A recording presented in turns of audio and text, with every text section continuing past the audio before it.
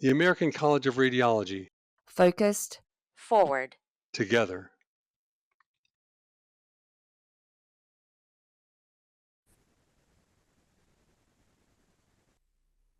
Hello, my name is Melissa Davis, and I will be speaking on Young Physician Challenges, Tips to Succeed. I don't have any financial disclosures. However, I want to spend some time talking about some personal disclosures related to this topic. As a young physician, you are quickly positioned as a leader within your organization. You are looked to make decisions on patient care and workflows with authority, and this can often be very scary. As I've gotten to the age of 40, I no longer consider myself a young person, but I am still considered a young physician, although because I still fit the criteria technically. However, when this topic was presented to me, I did resonate with the questions surrounding how to build trust and respect among your colleagues when you are the youngest in the room. And although I held no official leadership positions in training, I was the fellow that handled all the scheduling and operational issues during my neuroradiology fellowship. I began engaging in leadership fully as the Leadership in Healthcare Fellow at Yale, where I got my MBA. And from there, I became the medical director of two programs within the hospital, where my role was to lead organizational change management projects across our system, not just within radiology. So at 37, I became the VP of Clinical Operations for a startup called Nines Radiology and the Chief Quality Officer and Medical Director of Quality at Emory Radiology. And then at 39, I started my current role as Vice Chair in Medical Informatics back at Yale University. So I thought I'd just show my path so you could see what the construct is that I have come from when I think about, as a young physician, as a young leader, how to think about building trust and capacity within their organization. There's not a lot of good demographic data on leaders within radiology, so I want to start with as many numbers as I can. There are over 20,000 active radiologists in the United States. Less than 20% of them are 45 years of age or are younger. More than half of them are over 55. And when you look at leadership literature, the average age of a leader in medicine is about 51. And this data was pulled from Doximity, so take that number as you will. The best data I could find on leaders within radiology is within this Norwegian study. Our leaders in medicine, excuse me, is in this Norwegian study completed in 1999. And in this study, they found that the age of leaders skewed towards older, around 45 and older, and towards male, which I don't think is much of a surprise to the people in this room. So being a young physician and a leader is hard. Being someone with a characteristic that does not flow with the idealized version of leadership and authority, like age, race, or gender, can add complexity to that equation. I've been in several rooms where my ideas were devalued because of my age, and often older colleagues do try to give you advice, or they try to stall changes by making statements like, "In my day, we did X, Y, or Z." And this is a nostalgic factor that indicates that they don't actually want to change. And with good intentions, many also exclaim, "You're so young." But they don't often understand that this statement can be seen as a microaggression and have a negative impact on a young physician. On the flip side, we see doubt within ourselves. How many of us have asked the questions, do I belong here? Am I good enough to be here? Do I know what I'm doing? How can I get them to trust me? Will they respect my decisions? Will they take me seriously, or will they see me as a child?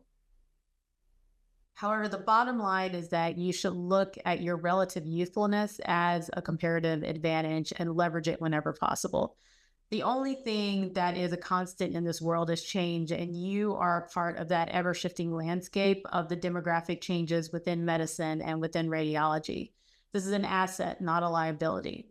As the younger generation, you are actually closer to the day-to-day operations within your department. You are likely to be the one that understands how to fully manage the reading room, answering phone calls, managing protocols, troubleshooting issues as they arise.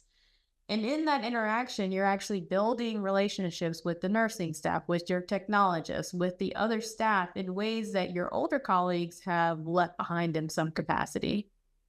You're also more flexible in your thinking and can embrace change and out of the box thinking in ways that someone who has been doing the same thing for the same way for a long time cannot. So, in this setting of rapid change across our entire workforce and across our specialty, we can see how youthfulness can be an asset here. Our future has the potential to look very different than our present because of new technologies in advanced computing and because of the way that our younger generations will want to work. 56% of people ages 18 to 24 will quit their job if it interferes with their ideal of happiness.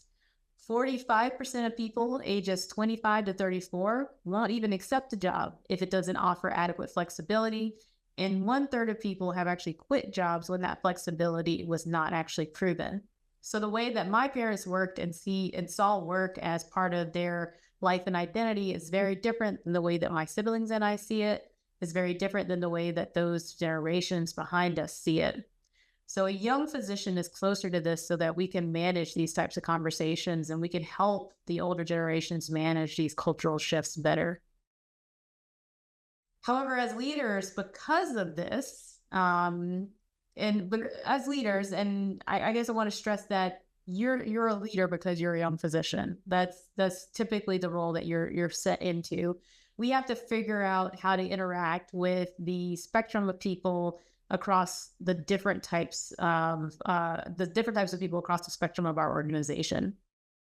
Many times this is framed as how to manage up and manage down, but we will frame this on how to focus on being taken seriously and how to build trust and earn respect with a lens on age. The trick here is that you can use these tools at any age. The combination of them helps you to build that foundation of trust, respect, and loyalty. And you don't get these just because you have a title, you get them because you've earned them. So let's start with step up. When we talk about stepping up, we are really saying, what are you willing to engage in within your practice? Are you willing to handle issues that make your practice better and make the work life better within your practice? Most people start their journey here and they become the person in their group who everyone knows that they can go to in order to make change happen. You get things done without title, without the accolades, but there's something in you that motivates you to assume this role. So let's talk about what motivations are. This is work that was led by a Yale School of Business faculty member, where they looked at what motivates West Point cadets, as these are people who are hand selected to be leaders in the military once they finish their training.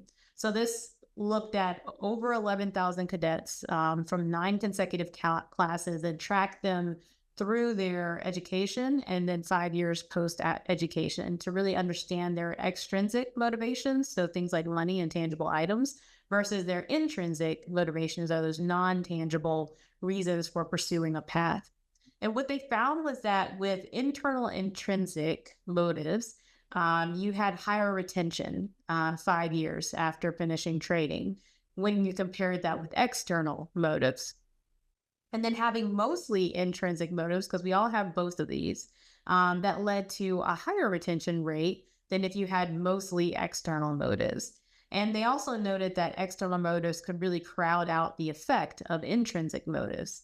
And so having a lot of external incentives didn't really improve performance for these cadets long term. So as you think about your journey, I want you to think about what are some of your driving intrinsic motivators. Why are you here? And consider writing them down. And you can feel free to pause this video to do that, or you can do it after.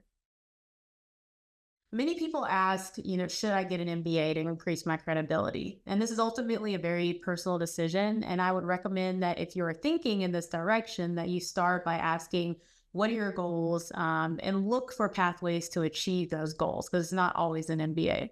You should also speak with those who have traveled the paths that you're seeking, and look for mentors that have done similar things that you want to do. But if you are a leader and a young physician and you're starting your journey within your organization, you really want to start with a learning mindset. You want to consume as much knowledge about your organization and how it functions as you can. A lot of organizations offer leadership development programs internally. I would recommend doing these. Although what you will gather is not really difficult to learn. A lot of it is common sense. What you will learn is what your organization values and how they communicate. And this will allow you to engage with other leaders and people and form relationships across your relative silos within your organization. And that could be very, very valuable. So let's talk a little bit about communication. There are many barriers to effective communication. In medicine, the worst of these are almost badges of honor, including pervasive hierarchy, lack of psychological safety, limited training for physicians when it comes to communication, and cultural norms. Medicine is known for its hierarchy, and hierarchy does have a place. For example, when a critical trauma comes into the emergency room, there needs to be a very structured approach for who's doing what for the patient. And everybody knows their roles and who the leader is, who's usually trauma attending, and that's the person running the show. But even in this moment, that team needs to feel psychologically safe, because if someone notices something, they need to be able to speak up and prevent potential harm to the patient. So as leaders, it is our job to build psychological safety for our teams so that they feel as though they can effectively contribute and communicate to the conversation. And the ways that you can do this is by shifting your culture away from punishment and devaluation to more of a reward culture, leading with empathy. And we'll talk about empathy a little bit more later on. Being transparent, promoting engagement, and really owning your own mistakes. And that really sets a precedent and allows for a model for how you want the culture to be when you are in that leadership position as a young physician. It is important to understand that part of psychological safety is understanding how to give and receive feedback. And I'm very partial to the work of Brené Brown, as she has been prominent in formulating this conversation through a lens of vulnerability and creating this concept of feedback psychological safety. So within this, she really says clear is kind and unclear is unkind. And so in the framework of feedback and giving it and receiving it, consider setting clear expectations for that feedback encounter, or setting clear intentions for how you want to receive that feedback. Talking to people, not about people. And then making sure that when you're in that environment, creating a space where people can talk openly and candidly about what the feedback is. And that's what we call container building. And this means you have to be curious as opposed to judgmental, and be generous in intention. And you also have to have a lot of skills in listening here. And we'll talk a little bit more about listening later as well. So when we talk about communication, this does not mean just your physician colleagues. This means everyone in your domain. If you look at your nursing, your transport, your technologist staff, your lab colleagues, you'll notice that many of them are young and looking to be engaged with you, and you have that comparative advantage to engage with them through your demographic commonalities.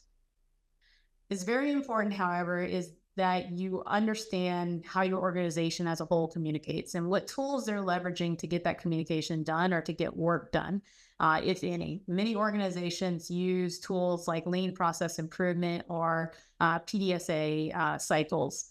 I had to learn lean process improvement when I started at Emory because the entire organization communicates in this manner. When I became the section chief for emergency imaging at Yale, I had to learn how to draft an SBAR because our ED colleagues communicated leveraging SBAR. So no policy was put into place unless an SBAR went out to all their staff.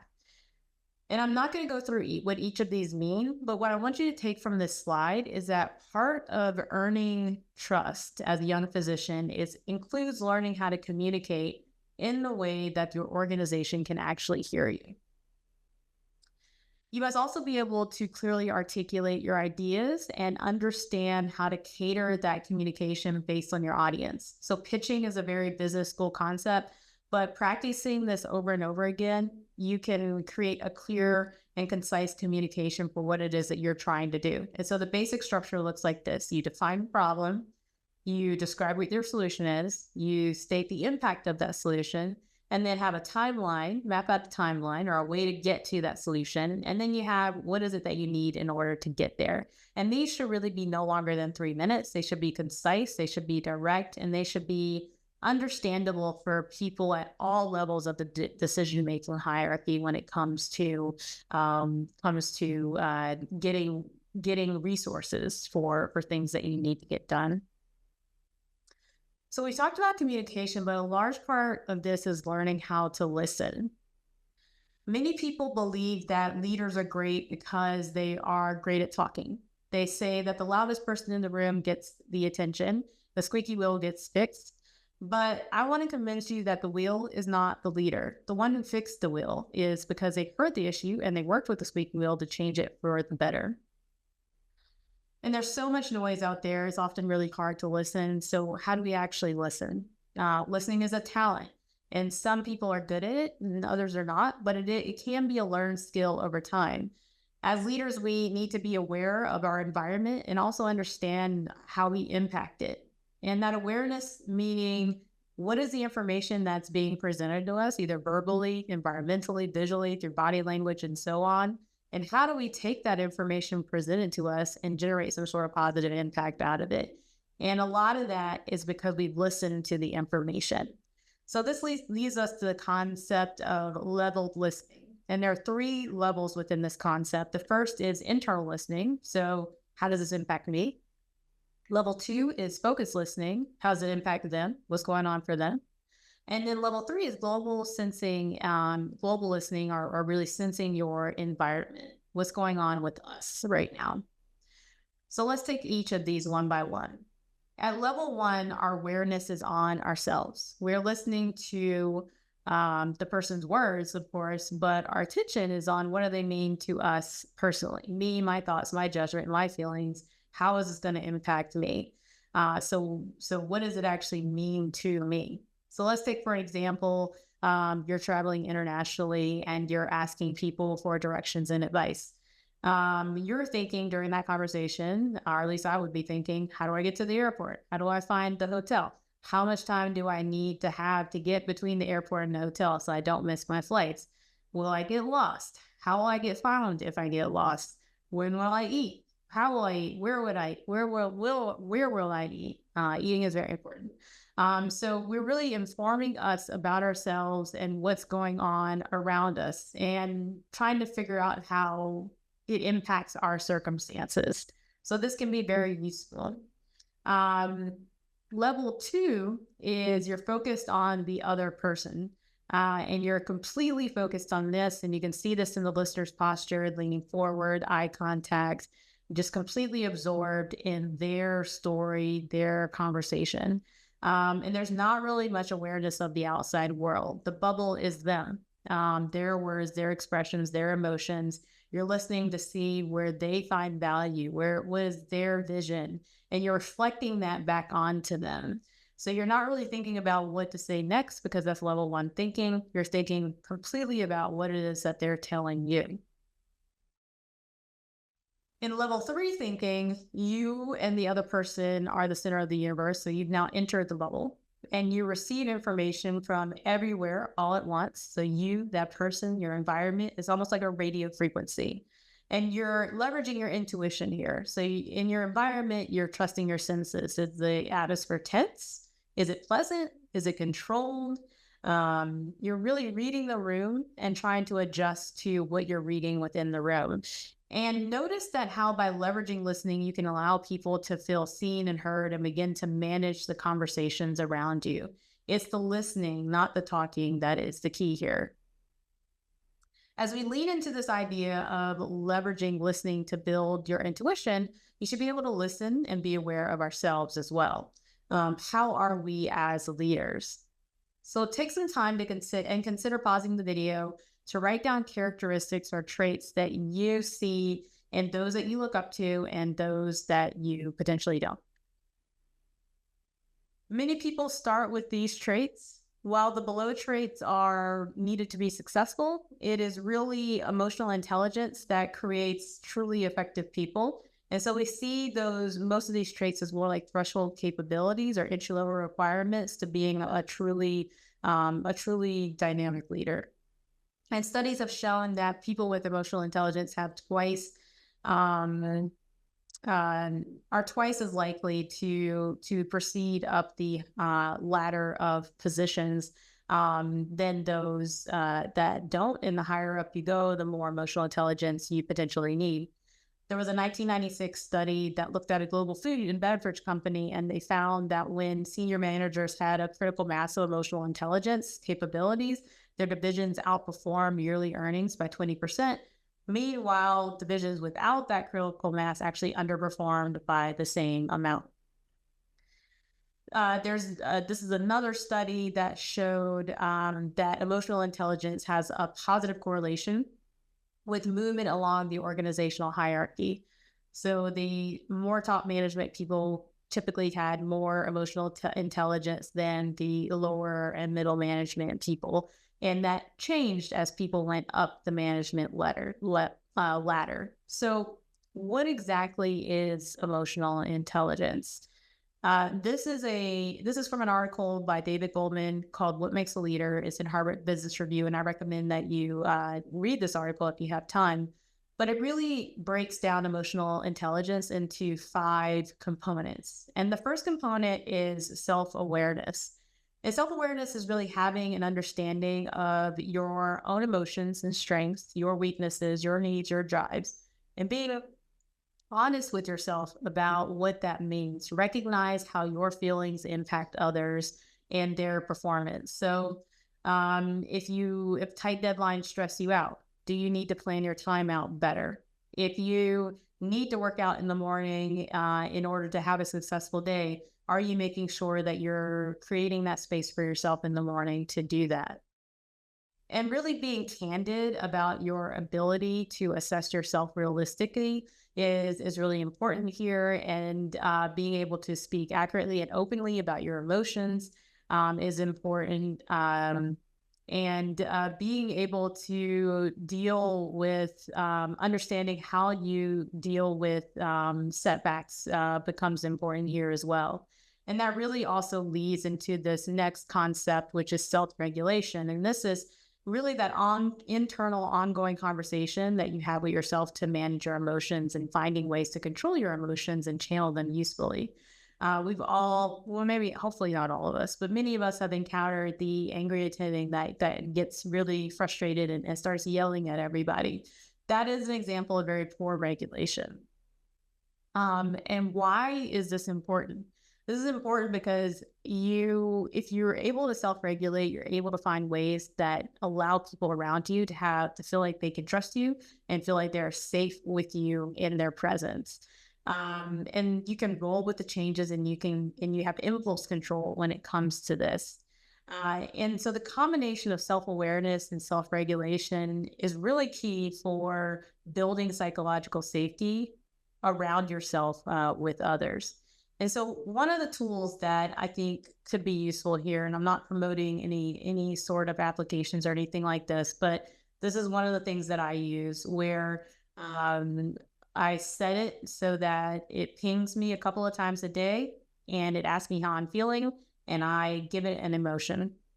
And the useful thing about tools like this is that you can get more granular in what emotions mean. So it helps you learn more words around emotions, not just angry, sad, mad, glad, disappointed, but other like more nuanced feelings. And then over time, you can actually see where you tend to sit most of the time as well. Like maybe I'm sitting in red energy all the time, or maybe I'm sitting in happy yellow energy all the time. So this really helps you. This also gives you data about how you generally feel most of the time if you do it for a while.